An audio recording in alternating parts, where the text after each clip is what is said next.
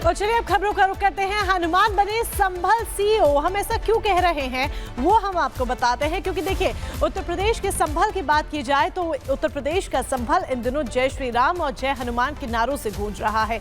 सनातन के निशान जगह जगह मिलते नजर आ रहे हैं। जैसे जैसे खुदाई हो रही है लगातार सनातन की निशानियां मिल रही हैं और ऐसे में अब संभल के सीईओ लगातार सुर्खियों में बने हुए हैं। क्यों, रिपोर्ट के जरिए जानिए।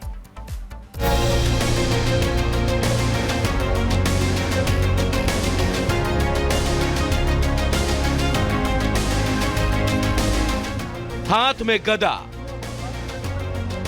अगल बगल गनर और बजरंग बली के जयकार। हनुमान बने संभल के सीईओ। सीईओ का नया अवतार देख चकित रह गए लोग। जी हां, हाथ में गदा लेकर संभल की सुरक्षा व्यवस्था की बागडोर संभालने निकले ये हैं संभल के सीईओ अनुज चौधरी। इनका नया अवतार और खास अंदाज लोगों को खूब भा रहा है, खूब चर्चा भी हो रही है और सोशल मीडिया पर जमकर वायरल भी हो रहा है। दरअसल बुधवार को नए साल के पहले दिन यहाँ नई तस्वीर देखने को मिली, जब मुस्लिम बहुल इलाके से हिंदुओं की शोभा यात्रा निकली। यहाँ 46 साल बाद जो कार्तिकेय महादेव मंदिर खुला था, उस पर नए साल के मौके पर कार्यक्रम हुआ। बजरंग बली की जन्मस्थली माने जाने वाले कर्नाटक से किष्किंधा रथ यात्रा लेकर स्वामी गोविंदानंद सरस्वती महाराज बुधवार को यहाँ पहुंचे। फिर धूमधाम से शोभा यात्रा निकली। लेकिन इस रथ यात्रा में सबसे खास बात रही कि खुद संभल के सीईओ अनुज चौधरी कंधे पर हनुमान की गदा रखकर भारी पुलिस फोर्स के साथ इसकी अगुवाई करते दिखे। उनको देख लोग हनुमान हनुमान के जयकारे लगा रहे थे।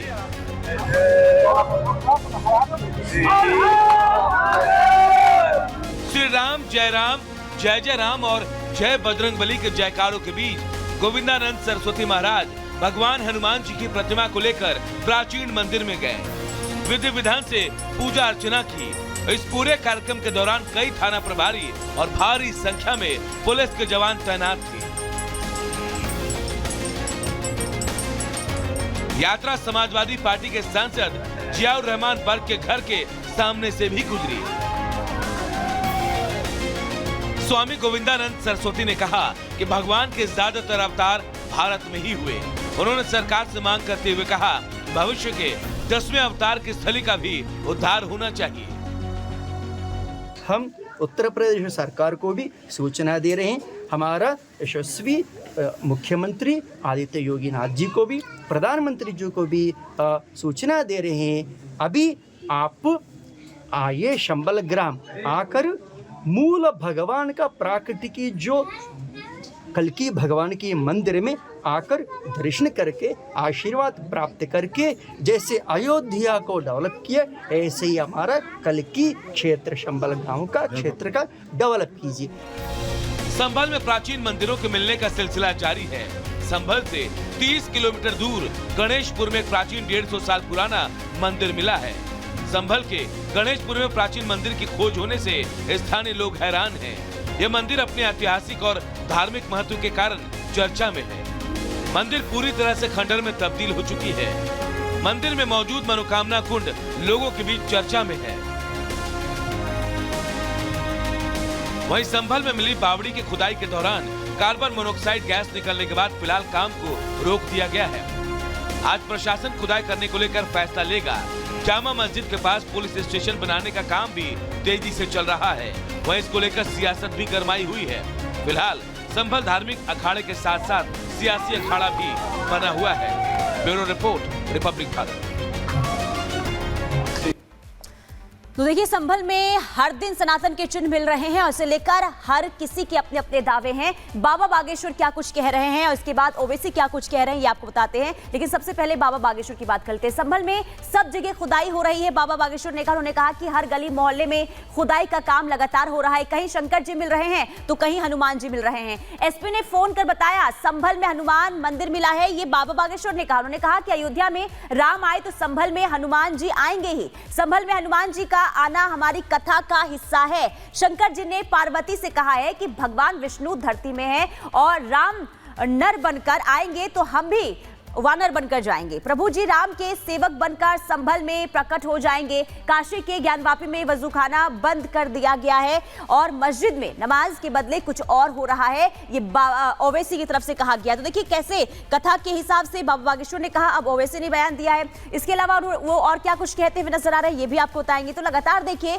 जिस तरीके से संभल की हम बात कर रहे हैं तो यहाँ पर लगातार सनातन के जो प्रमाण मिल रहे हैं इसे लेकर बयान भी सामने आ रहे हैं। ओवैसी ये कहते हैं कि हमने काशी मस्जिद का एक हिस्सा खो दिया है। उन्होंने कहा कि मथुरा ईदगाह मस्जिद पर भी ये नजरें जो है लगाए हुए हैं और अब संभल की मस्जिद और स्मारक भी खतरे में है। संभल के कलेक्टर सीएम योगी के हिसाब से चल रहे हैं, ये आरोप लगाए गए हैं। उन्होंने कहा कि उन्हें वही दिख रहा है जो योगी और बीजेपी बोल रही है। सरेआम नियमों की अनदेखी की जा रही है। इसके अलावा ओवैसी ये कहते हैं कि वक्फ बिल लाकर ये मुसलमानों की जमीन हड़पना चाहते हैं ताकि मुसलमानों से उनकी दरगाह मस्जिद छीन ली जाए। इसके अलावा ओवैसी ये कह रहे हैं कि संभल की मस्जिद के सामने पुलिस चौकी बन रही है, इसे लेकर भी वो सवाल उठा रहे हैं। उन्होंने कहा कि ये पुलिस चौकी भी वक्फ की जमीन पर बन रही है, तो इसे लेकर भी अब विवाद जो है जबरदस्त तरीके से देखने को मिल रहा है, क्योंकि जहां एक तरफ जामा मस्जिद के सामने पुलिस चौकी बन रही है तो इस पर ओवैसी सवाल उठा रहे हैं। और अब बात कर लेते हैं कि बावड़ी जो संभल में मिली है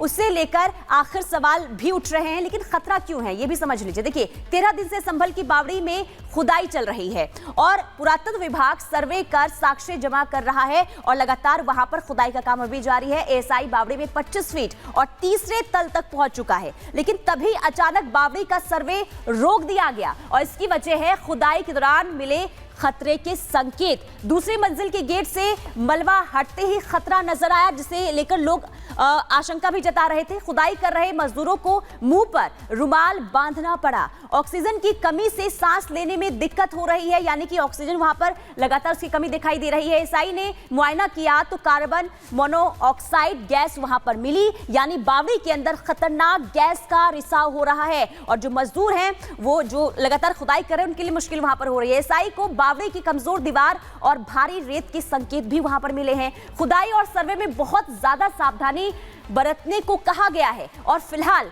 ऐतिहासिक बावड़ी की खुदाई रोक दी गई है क्योंकि गैस का रिसाव होने का खतरा। ये बावड़ी संभल के मुस्लिम बहुल चंदौसी इलाके में है और दावा ये है कि 1720 में हिंदू राजा आत्मा राम ने ये बनाया था और लेकिन अवैध कब्जा कर इस बावड़ी को ढक दिया गया था। ये अब आरोप भी लग रहे हैं, ये दावा किया जा रहा है। दावा है कि बावड़ी की सर्वे से हिंदुओं से जुड़े अहम सबूत भी मिलेंगे और हो सकता है कि संभल के मंदिर से जुड़े सुराग भी इस बावड़ी में मिल जाएं, क्योंकि विवाद देखिए जिस तरीके से जामा मस्जिद को लेकर शुरू हुआ, इसके बाद लगातार संभल में हर दिन नए नए प्रमाण मिलते हुए सनातन को लेकर